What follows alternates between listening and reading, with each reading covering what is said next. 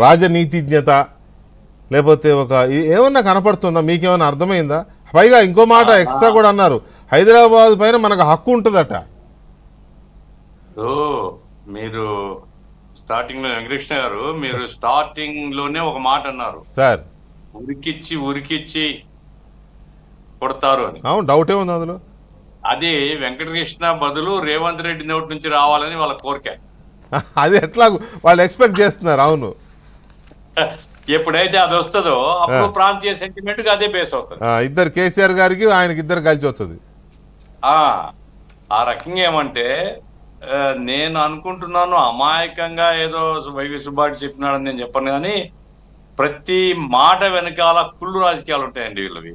వైసీపీలో నేను జనరల్ గా ఒక పార్టీని నా స్థాయిలో అంత తీవ్రంగా వ్యతిరేకంగా మాట్లాడను, కానీ ఈ మధ్య చూస్తుంటే అసహ్యం వేస్తుంది. ప్రతిదీ రాజకీయం, ప్రతిదీ కుళ్ళు కుతంత్రం తప్ప ఇంకోటి లేదు. ప్లెయిన్ పాలిటిక్స్ లేవు వాళ్ళ దగ్గర. ఇప్పుడు అంబటి రాంబాబు నిన్ననో మొన్న మాట్లాడుతూ రాజధాని ఉంది కదా, రాజధాని లేదంటారు, అమరావతి రాజధాని కదా అని మళ్ళీ ఇంకో మాట ఏమన్నా అంటే సుప్రీంకోర్టు డిసైడ్ చేసిన తర్వాత అప్పుడు ఆలోచిస్తామంట. మరి ఈయనేమో ఉమ్మడి రాజధానికి హైదరాబాద్ అంటే ఏదో మరి నాకు గుర్తు రావడం, భానుప్రకాష్ రెడ్డికి బాగా గుర్తుంటది పురాణాలు అవి ఇవి. ఒక రాక్షసుడు వాడు భూమిని తిరగడాన్ని ఆపేస్తాడు, వెనక్కి తిప్పుతాడు కాలచక్రాన్ని, సినిమాల్లో, యాక్చువల్ కాదు సినిమాల్లో. అట్లా వీళ్ళు ఏమన్నా అంటే అహంకారపూరితంగా కాలచక్రాన్ని వెనక్కి తిప్పగలుగుతాము అనేటువంటి ఒక అహంకారము ఆధిపత్య భావజాలంతో అంటున్నారు తప్ప ఎట్లా సాధ్యమవుతుందండి?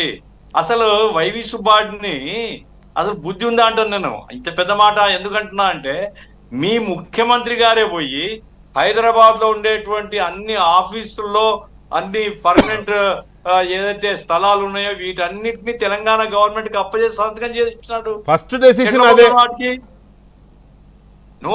5,000 కోట్లు ఎంతో ఆ రోజు విలువ అన్నారు, 5,000 10,000 కోట్లు.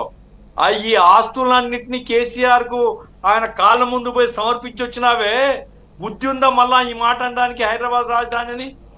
నువ్వు అన్ని వదులుకొని వచ్చేసినావు, కట్టుబట్టలతో బయటకు వచ్చినావు. అందుకోసం ఇది ఆచరణలో సాధ్యమయ్యే ఆలోచన కాదండి. కేంద్రం కూడా అంగీకరించదు, ఎవరు అంగీకరించరు. ఎందుకంటే ఆల్రెడీ మనం అసెంబ్లీలో పాస్ చేసినాం, ఆడ కట్టుకున్నాం టెంపరీ స్ట్రక్చర్, హైకోర్టు కూడా మారిపోయింది, పరిపాలన వ్యవస్థ మారిపోయింది.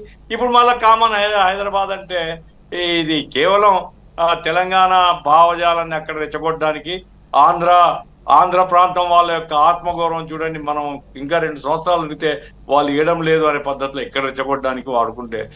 గఫూర్ గారు, ఒక్క నిమిషం గఫూర్ గారు, కొలికపూడి గారు, ఎన్నికల తర్వాత చర్చించి ఎన్నికల తర్వాత దీన్ని మూవ్ చేసి సాధించుకుని ఏదో చేస్తారంట.